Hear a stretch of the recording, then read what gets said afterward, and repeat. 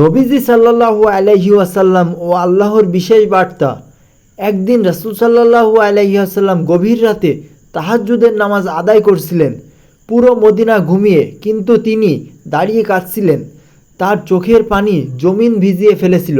আল্লাহ তাআলা জিবরাইল আলাইহিস সালামকে পাঠালেন।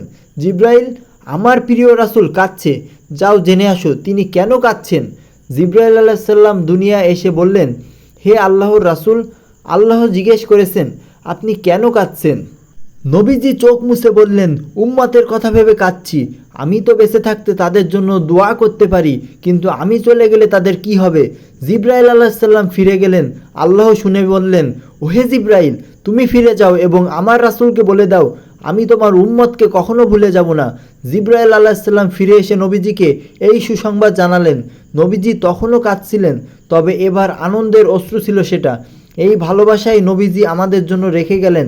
আমরা কি তার শেখানো পথে চলছি?